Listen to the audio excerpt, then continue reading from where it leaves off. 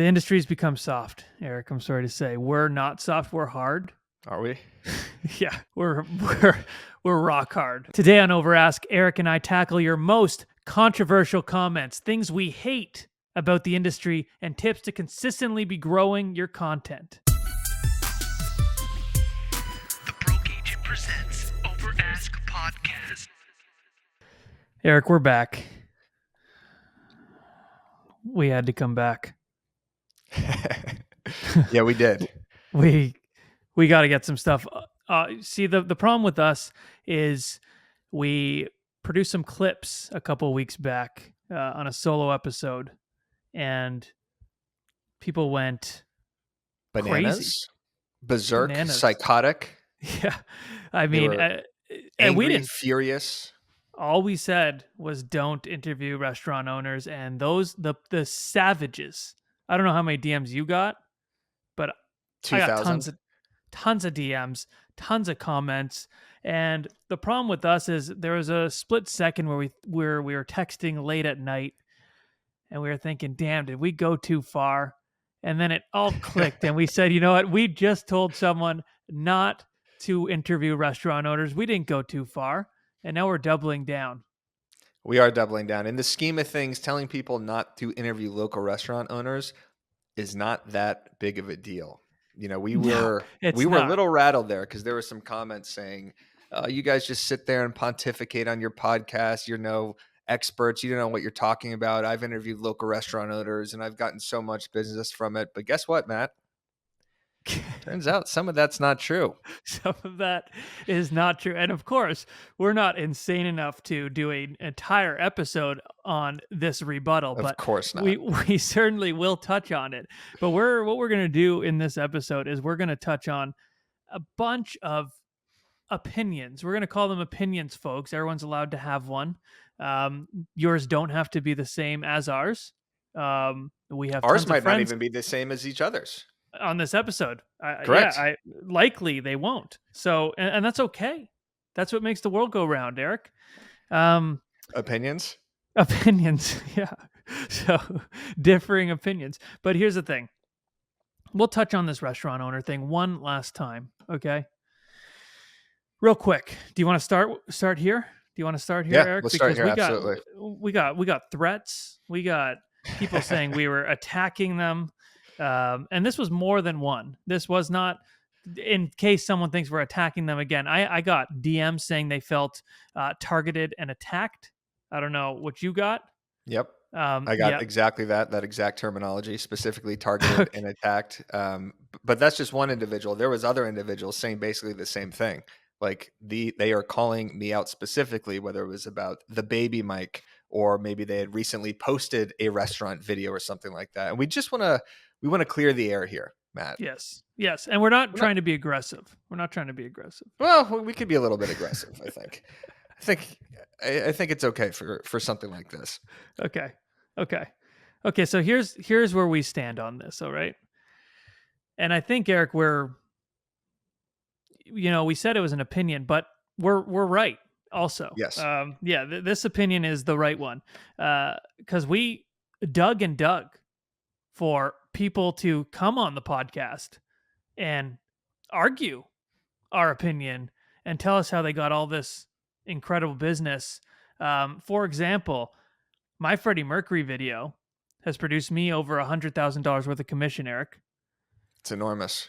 It's great. I mean, to some people it's not, but that's one video, right? It cost me $300 and I could track that commission back to that video. All we wanted was someone to step forward and say, hey, I've made this amount from doing these videos. You lunatics are wrong. Unfortunately, we couldn't find that, Eric. Correct. To be clear, we did DM and engage with multiple people in the comments, inviting them on the show to combat our opinion, to give their side.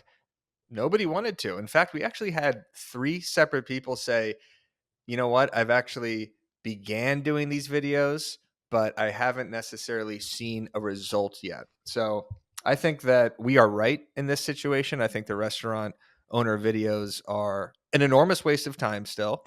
And I don't like seeing them. That's all. That's my final point on it. I don't enjoy seeing them. Yep. Me And if specifically. Does that mean your clients don't enjoy them? No. Does that mean it's not great for your local business owner? No. Does your local business owner know now that you exist because you interviewed them? Maybe the content sucked, but that person is now going to recommend you? Possibly. But show me the results. that's Show us the true. results. That's all. That's true. And what I'd like to say on this is do something. Do like if you're gonna do this, okay, and we're gonna end it here. We're gonna end it right here. And if you want to do it and you like doing it, whatever, keep doing it. You know, who are we to say not to do it? Do it all you want. But I don't think anybody cares if their real estate agent knows where the best pizza place is. I don't think anyone really cares about that, about being the digital mayor of your town, Eric. And we're going to get into this because this really upsets me. But I'm going to end it with this. If you're going to do something like this, I think you have to come from a place of passion, of enthusiasm, of a love for food and maybe small business owners. The problem I have with this, Eric, is they they're coming from a place of this is going to get me business. They don't care about the person's food. They don't care about their restaurant. The only thing they can think of is this is going to get me business if I do this. I don't like people coming from that point of view. And when you come from that point of view, you're not going to get a real review of the restaurant. Of course not. You're not. This could be the worst restaurant in all of LA. That person's not going to tell you whether it's good or not. Right. So Yeah.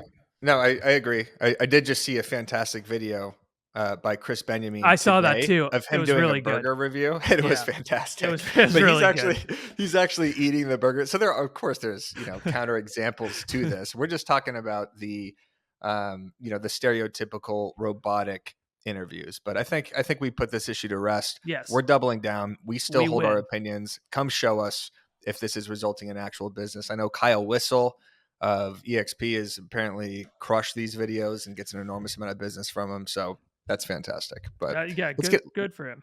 let's get into this whole digital mayor thing, Matt, because this is a phrase you hear a lot in the real estate community. Everybody is parroting this one. This is the new restaurant owner. This is kind of like the rockstar agent. You are now the digital mayor of your town. Everybody starts saying that. In fact, I think I've probably said it 10 times just because it's been programmed into me. So what do you think of the term digital mayor? I don't like it. I don't like it because what does that even mean? I mean, I don't want to be the mayor. And I think it's hard, okay? Because no, I don't like it. I'm going to Okay. stick with that. I don't like it. I think if you want to farm a very specific area and you want to be the digital mayor of that certain town, okay, good. But that might pigeonhole you down the road to get any type of other listings outside of that town because you're not the digital mayor of the town beside you. Um, and I think it's just at this point sounds a little silly to say. And like you said, because so many people are saying it, you're not being original anymore. At one point, yeah, maybe that was original. That, like you said, someone was at a conference and they were like, "You got to be the digital mayor of your town," and people gasped and thought it was the coolest thing ever. The light And switched on in the head. yeah, Digital. We're all digital mayors now, and they all left the conference in a single file line and went straight to their first local restaurant to become the digital mayor. But I think let's try to unpack what digital mayor means, because we could both agree we hate the phrase just because it's been overused, and we probably only just hate it because we've heard it so much, right? I don't know if there's necessarily an actual reason, but I think what digital mayor is referring to is that you are the local expert, which is just another thing. It's like just a cooler way to say the local expert in a way, but you're talking about the local spots, about all the businesses coming up, the new developments, new restaurants. You are breaking down local news stories. You're the go-to source if there's a disaster, if there's a party, if there's something happening at a park. I don't know. I don't really know what it means, but you're just like, you're the go-to person. I do kind of understand that. So yes. Yeah, let us know in the comments. What exactly does digital mayor mean? Who created this? Who was the first person to ever say digital mayor? Was it TF? Was it Brian Buffini? Was it Gary Keller? I don't know. it was Right? probably I Gary want to find the Keller. origin of these phrases. I think it was Gary Keller. I'm gonna bet my money on Gary Keller. Yeah. Um, yeah, I get that. I mean, you want to be the go-to person for your town. I mean, I've never heard of anyone having a real estate agent as the go-to person that everyone wants to talk to and ask about where the best restaurant is and where the best concert in the park is. They go to a Right. realtor. I don't know. Maybe people are just more wholesome than we are, and I think we're just relatively cynical right now, but another counterpoint to this, Candace Decker, who we had on the podcast, great episode. She was the digital mayor in terms of disaster when the hurricane hit Florida. So she actually was that local resource. So of course, respect to that. And yes. we're just talking shit here, but we are Well, just curious he- where this is here's coming from. here's the thing. We don't have to agree on everything. Okay. This is never I think agents have gone way too soft. This has become a yes men industry where every piece of content that every person does has to be incredible. And that's not the way you're going to grow. Me, you, and Dan have a group chat and we talk about this constantly. We are constantly bouncing ideas off of each other and we're saying, like, is this good? Is this bad? The industry's become soft, Eric. I'm sorry to say. We're not soft, we're hard. Are we? Yeah, we're we're rock hard. Hmm. But I think a lot of the industry is soft, and we too at times we're very soft. But it's become a yes men industry. Okay, um, every piece of content, everything that everyone does in this industry has to have a positive reaction, or people freak out. If we don't have the same opinion as someone, people freak out. They feel the need that they have to voice their opinion in the comments. That's what happened to us. Great example.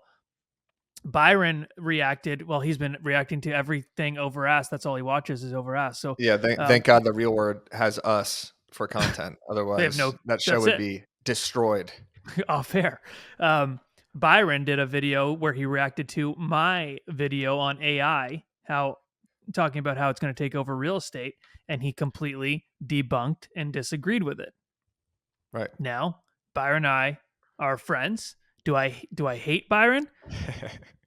Yes, I Of do, course. but not for that reason. I hate him for a A ton of myriad of other other reasons. reasons. Right. Yeah, yeah, but not that reason. Okay, and that's totally fine. He's got a different opinion, and that's all good. What we don't need is people putting out shitty content and everyone just saying, "Oh yeah, it's the best thing ever." And a lot of brokers do that. A lot of team leads do that, and it's not necessary. Me, you, and Dan have a group chat and we constantly bounce ideas off of each other, and that's a place where we don't allow each other to post content that we don't think is going to work. So if you post something, you say, what do you think of this? Dan and I will give you an honest opinion. We'll say, nah, I don't get it. And that's good because there's accountability there, and we're producing good content, we think, because we don't have just yes men in our corner. Criticism is necessary for content to improve. And obviously, listening to this, we are not the arbiters of content. We are two pricks talking into, not pricks, two great guys talking into a microphone. So obviously, there's content that people like that we don't like, and vice versa. But yeah, I think it's just, you're right when you say the industry's soft in the sense that anytime someone puts something out, anytime someone does anything, it's like there has to be this mutual support from all real estate agents, which I do like in a sense that like the community does support each other. But if there is no criticism that can be levied, if there's no tweaks, then you are just going to have a lot of people wasting a lot of time to produce content that isn't actually getting results. So Yeah. I do also want to touch upon like the reaction videos. This is great content that Mhm. BAM is, discovering in itself, that we could create and spin so much content out of our own content. And if you're an agent listening to this, reacting to our content or reacting to other agents' content, or just trying to figure out a way to make one piece or one video into multiple pieces of content can really help you go a lot further with your content strategy. I just said content like 16 times in a row. Yeah. But if you have a Yeah. video that goes viral, embed that video in a blog, break that video up into multiple reels, break that video up into multiple TikToks. If that's a topic that people like, maybe that becomes a long form video for YouTube. Maybe that becomes something you send in an email blast. Like Pantana talks about this shit all the time, where if you have something that's hitting, whether it's the local restaurants, like we've basically spun 2 or 3 episodes. We talked about it on the walkthrough. We did a blog on it. We did an agents react on it. So if you're listening to this and you have something that is a point that you want to make that actually is an opinion, that's a great piece to just spin and then talk to other people, bring them on your show, debate them. So Mhm. I love what's going on. Yeah. Milk it. Yeah. Milk it for sure. And yeah, the thing about the comments right now is I'm finding it's not even like some people do. They'll comment and be like, I disagree. Like we had some people on the YouTube be like, yeah, I disagree. That's totally fine. Where I hate it is like the need to go further and kind of attack our character or talk about like, oh, these guys don't know what they're talking about. They're just fucking like that. Like they go Right. the extra mile. It's like, whoa, we just have an opinion. If you want to give your opinion, that's fine. But they almost feel like a need to.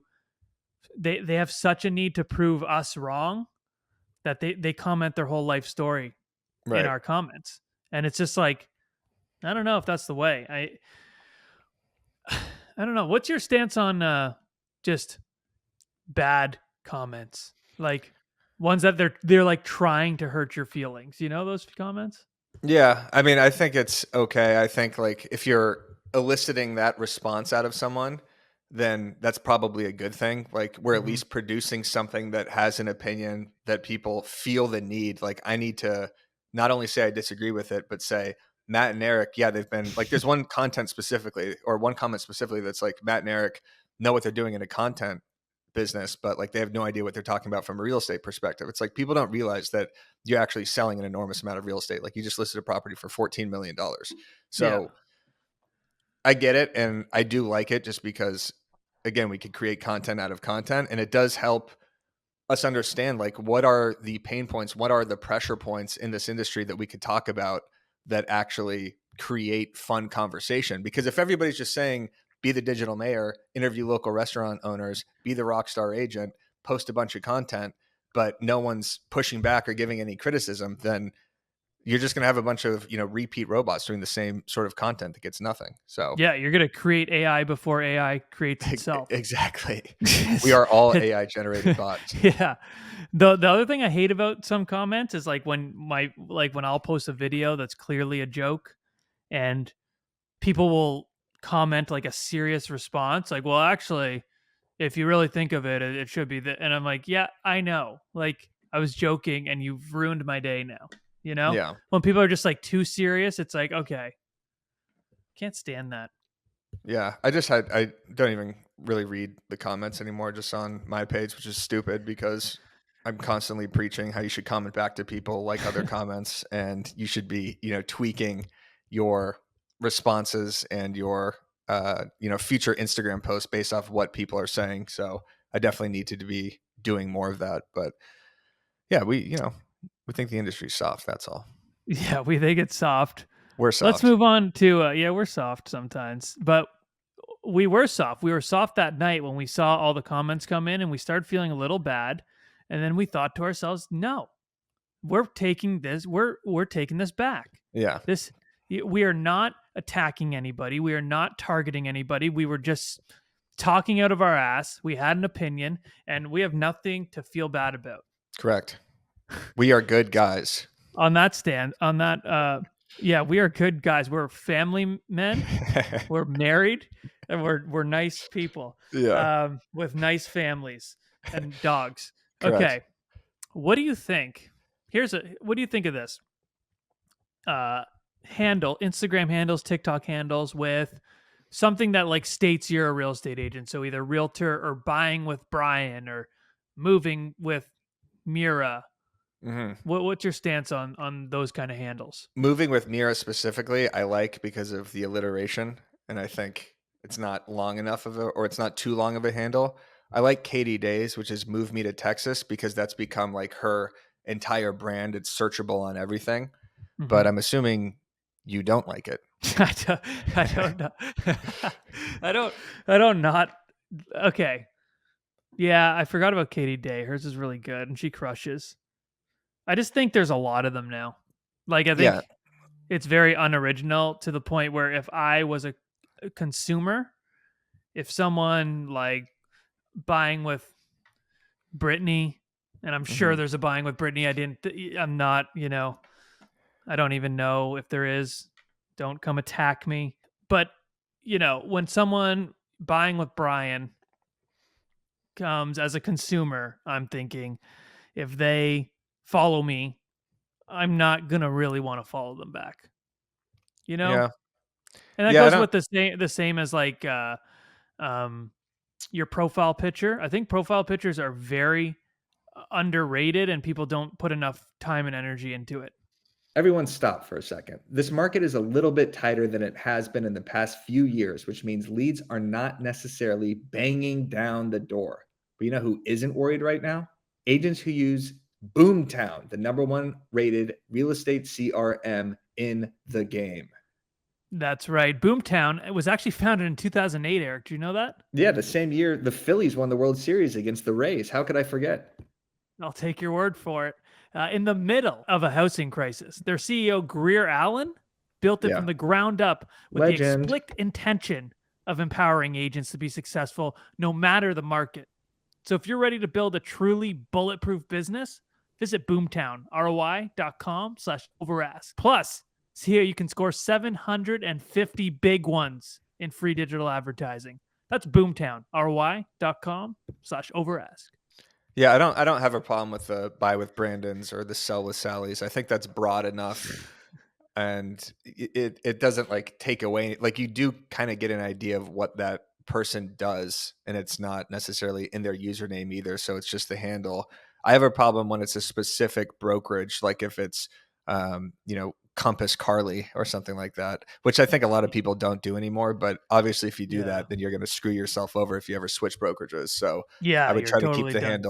the handle as broad as possible, but as long as your handle is the same throughout, then you're good. Yeah, I have a that's gonna problem be a good more one. with like, Sally sells Texas Arcana underscore Arlington or something like that. Like if it's a super long handle, I think that's Mhm. when it's just not working to your advantage at that point.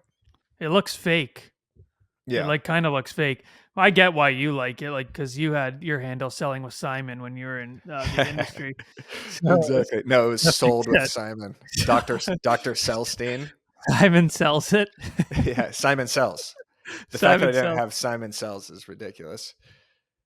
The fact that you didn't have Simon Says, you should have a series called Simon Says. Now, that's Yeah. do you know that game or did you Yeah, not of play that in course. No, Arizona? of course. Yeah, I don't know. That I don't know if that's a you're uni- just too busy that doing like I don't know, the golfing on the golfing team, the chess club. You didn't play. Simon Says. yeah, chess club was only until like kindergarten, 5th grade, Were you like a chess K through prodigy? What do 5. you mean only until kindergarten? You playing chess at Well, I one played and a half? kindergarten through 5th grade. Jesus, good for No. you. Yeah, Simon Says. Okay, let's move on. We're really Yeah, we're just breaking. getting we're just getting some stuff off our chest here, just some things that bother us. Yeah, Um some phrases, yeah. some, cliches. Oh, I think I yeah. think one definitely that we've brought up before, or at least I think you've done a funny video about this, but the rockstar agent Mm-hmm. has become another overused cliche that means basically nothing. I think anyone just says like, "Oh, they're a rock star agent," it can mean they sold 5 homes and that was pretty much it. Like if you're going to call someone a rock star agent, they better be doing like 100 million and freebasing like heroin on the side of showings or something like that. Like they better be doing like bumps off of their open house signs. They better be dressing really sick. They better be just absolutely crushing, because if everybody's a rock star agent, then nobody is. Yeah, like, for example, Sally moves to Texas is not a rockstar agent. Correct. Right. She just can't be. Right. Brian buys Seattle, not a rockstar agent. Maybe because he lives in Seattle. Um, Kirk goes to real estate camp, not a, you know what I mean? Right. Yeah. Anyways, another thing that people said, and I think this has such a bad rep for no reason. A lot of people were saying, well, they say it a lot with us, but particularly when we posted all that stuff about the restaurant owners, they said, "Oh, you guys are just doing stuff for clickbait." I think, why does clickbait have such a bad rep? You know what I mean? Yeah. Well, the whole point of producing content is to get clicks. The reason we Yes. title things a certain way, the reason a thumbnail is a certain way, the reason you as an agent are doing videos a certain way is so people could click and watch further. So when people say, "Oh, they're just trying to get comments," because we get that a lot on the BAM account if we're voicing any opinion whatsoever. It's like, of course, we're just trying to get comments. Like that's the name of the game. We're a media company. We're trying to get people to engage. We're a podcast. We're trying to get people to listen. We want to create some sort of emotion out of people. If we're just sitting here talking, saying nothing, that's not going to get any comments. So I think clickbait is just an easy thing for people to say when they get bothered by a piece of content. So instead of Mm. criticizing us back or forming their own opinion, they're just like, that's clickbait, Yeah. which sure. I, Like the thumbnail I, for this podcast will probably literally just say clickbait, click this, watch this. well, I think as an agent, that should be something you strive for is to create clickbait, have clickbait marketing.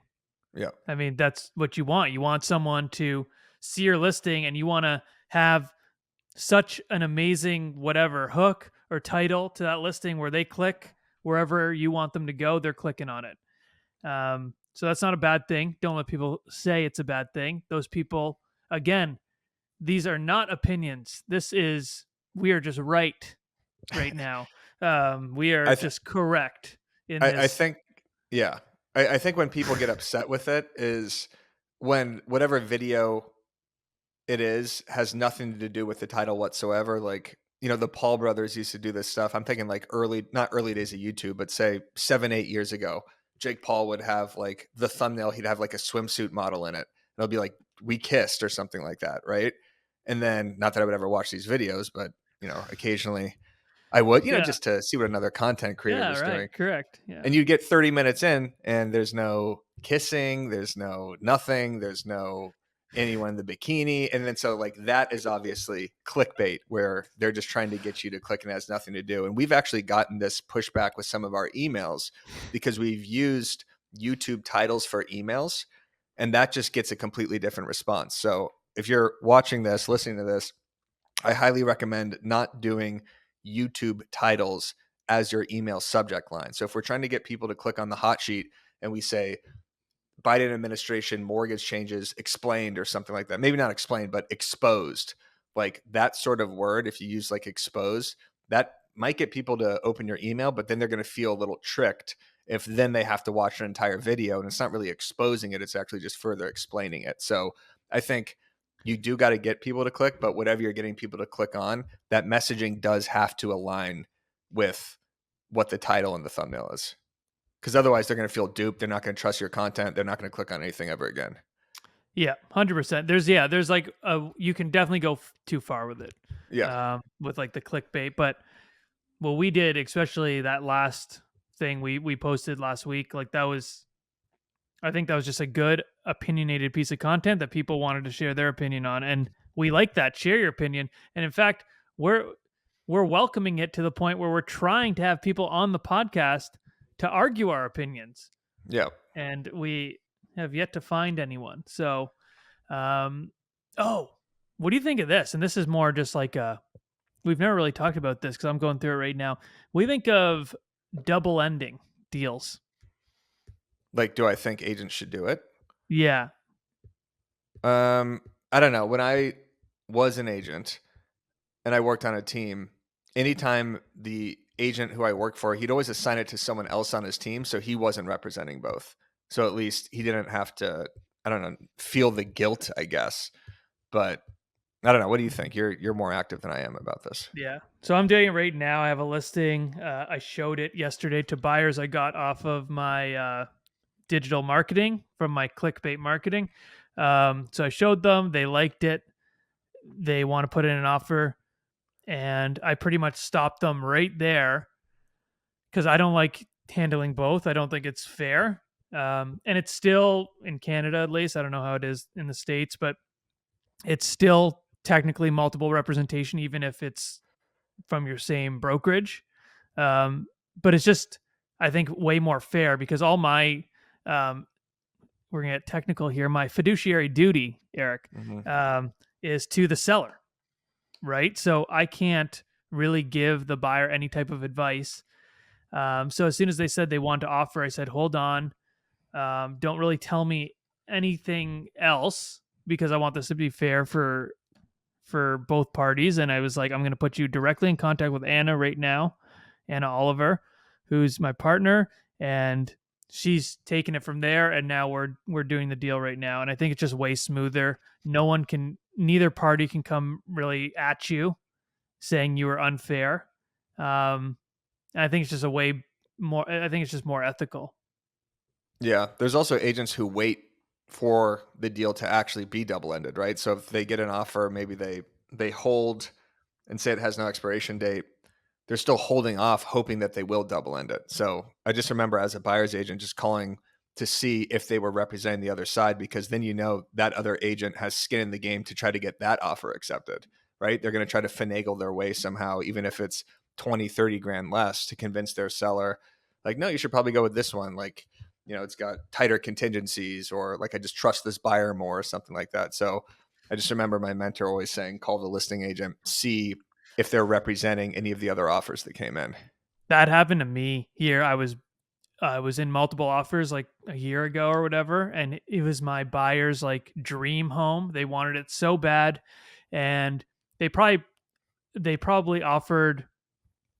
I normally do not let them offer like over what I think market value is, but when it's their dream home and they absolutely need it and they're never gonna sell, I let them like get a little bit more crazy. So I think they went probably $25,000 more than I recommended was like market value, but they wanted it so bad. And the agent had a buyer they were representing as well. I submitted the offer at like 10 a.m. I didn't hear from her all day, the agent, until about like 4 in the afternoon. And she just responded, buyer, sorry, the seller accepted another offer. And Right. I looked the next day, it was her offer and it was $5,000 more than mine. Right. So, So she didn't even try to counter or try to get you guys to nope, come up or anything like that. Yeah, no. because she was doubling up the commission. Yeah, because Yeah. she's a fucking horrible person. Right. Yeah. So if you know who you are, you I'm sure know who she's you I'm are. sure she's listening. She probably is. And then yeah, she's done in my book. There's a Yeah. couple agents I think you just have like a mental note that like you're just not going to do business with anymore because you just don't trust them. You've had a terrible deal, they couldn't close, some shit like that. That now when the ball's in your court, if they ever do show a listing or something, it's like, oh well, sorry, you're fucked. You I'm always not see working that with you. you always see that name again though, because your client's dream house will end up being that agent's listing, and you Yeah. despise that agent, and 5 years later after a nightmare deal, you're going to end up having to work with that agent again. And that just, like, if you're working the same area as someone and you just have a horrific transaction, you hated communicating with that other person, it is always going to come back around. So I feel like you do have to kind of try to massage every relationship you have, knowing that that's potential to happen. Little words Yeah. of wisdom from someone who's done, next to no deals right there. So there you guys go. Thank you. I mean, Yeah. people really take Made that with a sense. grain of salt. It Yeah. did make I think it sense. made sense. It did make Sounded like sense. the right thing to say. Yeah. What'd you think of my new piece of content? I think it's good. I think watching your evolution from just the funny stuff and, posting like a detailed story about a house, that no humor at all really in this one. Like, you did a great listing video where you at least had humor riding up with the bike, and like the dialogue was funny. But I think this is necessary, right? Like you're going to be selling $10 million listings, $5 million listings. Like not every video you produce can be funny. It's not going to fit for every seller. So Yeah. I think it was really good because it was a story. It wasn't you Mhm. just walking through the house. Like you're sitting there with the co-list talking about how the house makes you feel. So I thought that elicited an emotional response and still is engaging to hear, because now you want to see another side of you, right? Like if you're just an agent and you're used to watching Lionetti content, you're expecting one thing. I think people do appreciate versatility. Maybe it's not going to get it, it's not going to get shares or engagement like some of your other posts, but who cares, right? Like you're trying to pitch a listing. Yeah. Yeah, no, it just didn't feel right. I mean, with the family story and everything, like the house was so like they loved the house and shit, and like it was just not. It just didn't feel right to like go in there and do like a funny skit. Like it just wasn't the vibe. But you still have to, they expect things from you, especially when you pitch um your social. A lot of the times, like that like we have good social marketing and stuff like that. People expect those things, and you got to make it work. So not everyone, like you said, can be funny. But we are going to be doing some funny ones for like some of our high end listings still. But I think it's just a cool, yeah. I actually really liked doing it too. It's just like Yeah. different for me. Yeah. If you So build a following, like you and Dan both do a great job. Like Dan posts his listings still. Like he'll post, single shots, he'll post slideshows.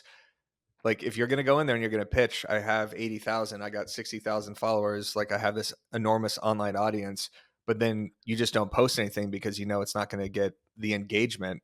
Then like, what's the whole point? Right.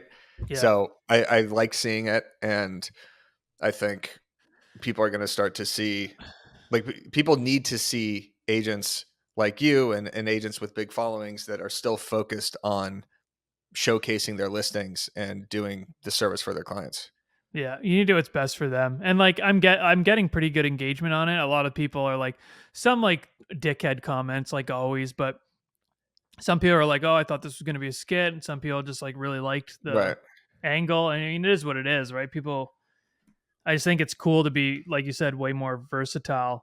Um, so that's what I'm trying, and it's good to like, no matter what you're doing in your business right now, like try new shit. You need to try new shit because like even how the funny of my content has evolved from what it was pretty much all like, remember when I just did like those phone call skits, Yep. like that's all it was, and it's evolved to whatever, like the bigger productions and the car rants and stuff like that. It's like if you just do the same thing every time, it's like people are gonna expect it, and it kind of loses its I don't know, loses something. Muster. Muster, that's it. Yeah, that's the word Yeah. I was looking, not the word I was looking for, but it's a good one. Yeah. I think it works. Yeah. You gotta always evolve the content. That's what we Gotta evolve. preach. Yeah. Yeah, we preach it all the time. So Yep. if you disagree with that, then come at us. Yeah, Okay, come at exactly. us and debate that. Obviously, to end, uh, Byron, Nicole, the real word, you guys are insane. The real turd, right? Because every time I open up Instagram, It's Byron reacting to one of your videos. the guy right now is in his little dungeon with Mm-hmm. no windows, Mm-hmm. watching either Overask or my Mm-hmm. content, Mm-hmm. just chomping at the bit Yep. to prove us wrong. Hey, we are a content machine here. That is what we got to do. We are creating content out of content. We're going to start reacting to Byron shit because God knows he has a lot of wrong opinions. Yeah. We're going to react to him reacting to us Yep, exactly. There next are so episode. many videos of that. There's a bunch of YouTube titles where it's like Jordan Peterson reacts to Ben Shapiro reacting to Jordan Peterson's comment on Joe Rogan or something like that. Yeah. That's insane. We should start. We're going to be able to do it soon with all the reaction content. Right. But yeah, if you disagree with anything in this, truly, and we'll be able to know if you don't disagree and you're just trying to get on the podcast, let us know. And you can come on the podcast and debate us. Correct. It's going to be a If you- new over ask section. Yeah, debates. All right, if you Debate enjoyed club. this, throw this video a like. Make sure you subscribe on YouTube, Spotify, Apple. Leave us a review. Let us know what you think, and we'll see you next week.